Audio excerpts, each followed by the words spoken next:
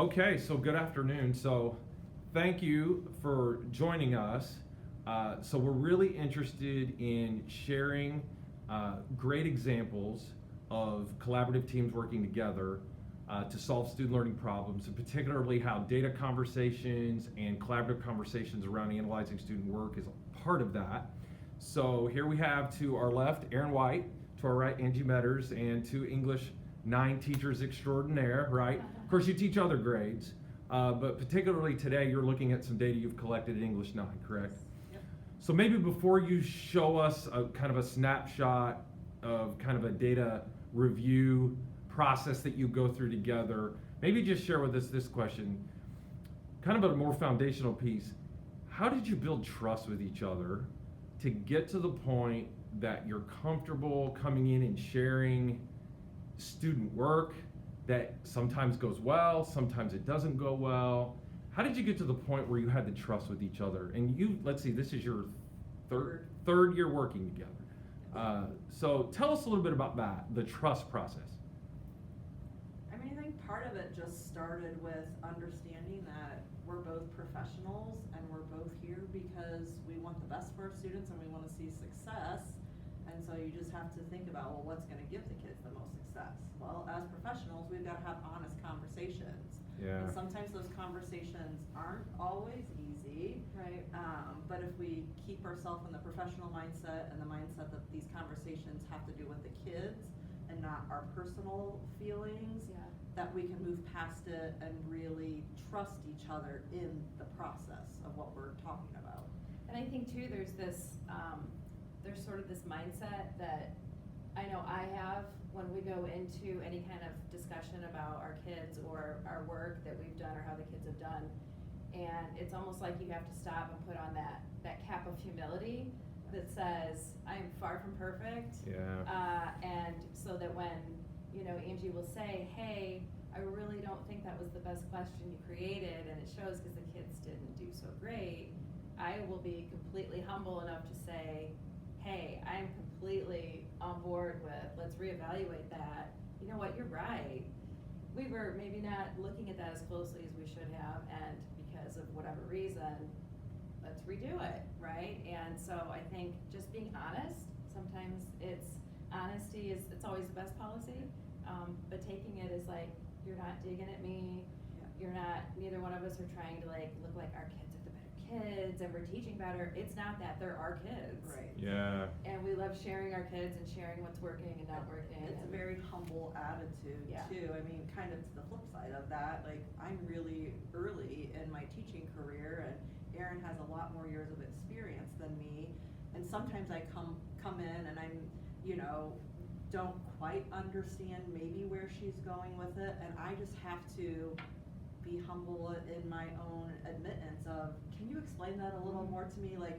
Can you help me break down the standard, or can you help me explain the background to this? Because it doesn't mean that she has more power in the relationship because she's been teaching longer. It's just that we both have to meet each other where we're at and understand what's the expected outcome. And then from that expected outcome, what are we going to do together to make sure all of our kids can reach those expectations or those outcomes? So I think you both touched on something that is so important that gets kind of missed in the whole, you're building this relationship of trust that you can have honest dialogue and conversations about what might not be working, what you might see. Erin, you mentioned almost preparing yourself for it. Even for the best of us and the most well-intended, it is not the easiest thing in the world to get tough feedback. So you both talked about almost preparing yourself for that. That was really, I think that's really interesting and something we can all kind of take note of in this process, that I think a lot of times maybe in our culture we like to dish out opinions and thoughts, Right. but preparing ourselves to receive it back. And we all have blind spots and things we don't see, and so thank you for saying. I think that was really interesting and well said, the way you put that. Let's transition to this question. So you've built this trusting foundation that you can bring these complicated student learning concerns and challenges. How has this process helped you just in your teaching practice, the actual nuts and bolts. I got to go back to my room and work with kids on reading comprehension issues and writing development issues. How's this process helped you with that? I just feel like I'm not alone, and I know you don't feel like you're alone. Or, we're right next door to each other. It's not just the vicinity, but it's like I feel like we're constantly emailing, talking in the hallway. We do more than just meeting on our days that we like to meet. We're really just very fluid. So I feel like we're very much in sync because of that trust.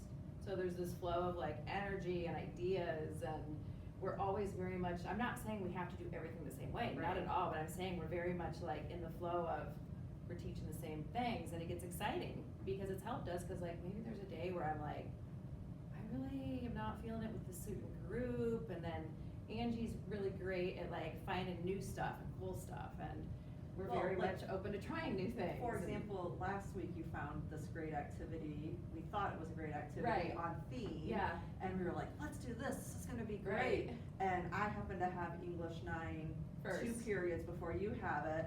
And I started doing it in my first period. And I started looking a little deeper, and I was like, oh, this isn't good at all. Oh, like wow. on the surface level, we looked at it and we're like, oh, this will be a really good way to get them to get to whatever the skill is.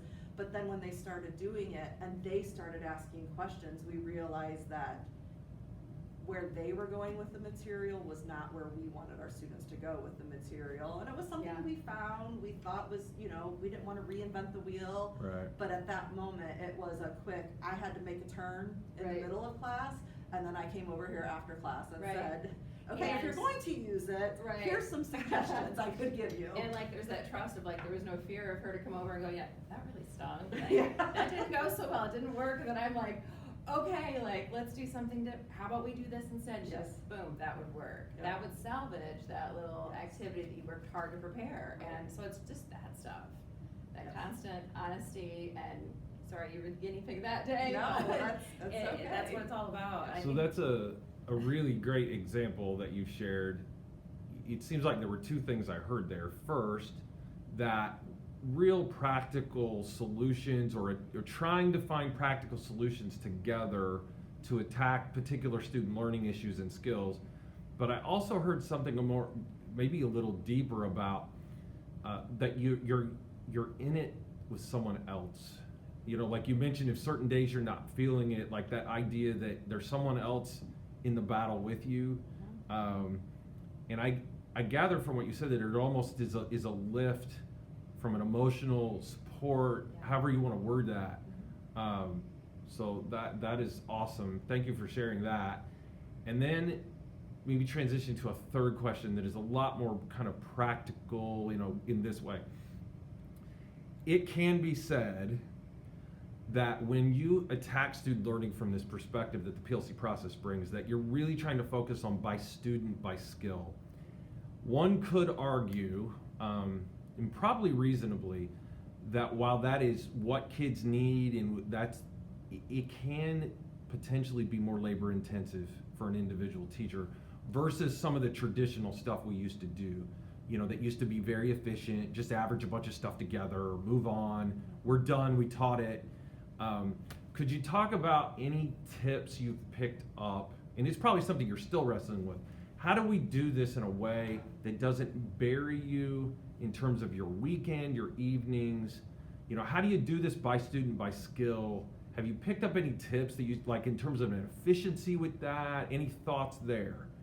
I mean, it's not perfect. We can admit that we still find ourselves sometimes bogged down in that just, like, why haven't we moved past this? But we were just discussing earlier that we at least have found when I first started, the PLC process seemed like you have to have an assessment, whatever your common formative is, and then you have to have a retake made, and you have to find this time in an RTI session to actually reteach, and then you have to have this retest time. We always felt like it was like this very busy and a lot of things that we had to like find more time to do, but now that we're organically in it, we've realized, and I think that was kind of a lot of my influence too, saying, we really don't have to make it harder. So now it's cool because Angie and I both, we do this, like, we will literally, maybe we finish the CFA and we're grading it right there and we're like, okay, this group didn't get it. We've got 10 minutes left. They're working on reading something. Let's just pull this 10 before the bell and see if we can just get them to understand this right here.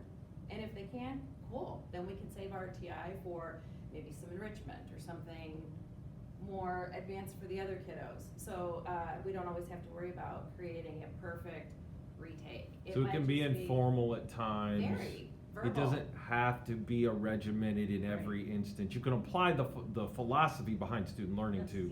Yeah. Okay, I follow. So like the CFA that we took earlier, and we were analyzing the data, I was sick 2 days this week, so I didn't have time to pull them into an RTI session, so I just kind of had to do some adjusting to my schedule, but we're working on some writing. So as all the rest of the kids are working on their planning, I pulled the 6 students over that needed an RTI and an opportunity to really get a solid understanding of the skill before we move on to the summative, and we went through it. And it wasn't, like I said, a specific retake where they had to take a whole new test. It was listening to some of their explanations, because their verbal explanation gave me a better idea of, they totally get this. Mhm. It just, they didn't quite comprehend the question the way it was asked. Sometimes those are times where we have to go back and have that conversation of, okay, I have these 6 kids that missed it, but they explained it in this way to me, and maybe Exactly. we need to rephrase. So it's, I guess your question originally goes back to, though, of the, Less it labor. doesn't have to be this 35-minute time where we declare it as our RTI success Mhm. session. Yeah. It can be done in class, it can be done in small groups, and sometimes it can be done one-on-one. In That- class Mhm. leveling. Yeah, that I right? can go with each student and realize, like, actually they did pretty well on the Mhm. test. They wouldn't be flagged for a student who needs to have an RTI session. Mhm. But there's one skill that we just really wanted them Right. to get, and they missed it. And then the cool thing is, we can say, okay, we've kind of caught with that net, we put that net in the water and we caught the majority of them. There's a couple that we still need to get picked up, then we let our interventionists know. Like, hey, this is the second pass here for the most part, we're gonna send them your way, and we're gonna tell you their will or skill or both, and this is the skill that they're really struggling. And then we had this conversation that, we've got these beautiful I can statements, so we're looking at our CFAs, we've worked really hard on these, but we're always improving them, and I'm like, why don't we put our I can statements in front of the section of questions that they are demonstrating?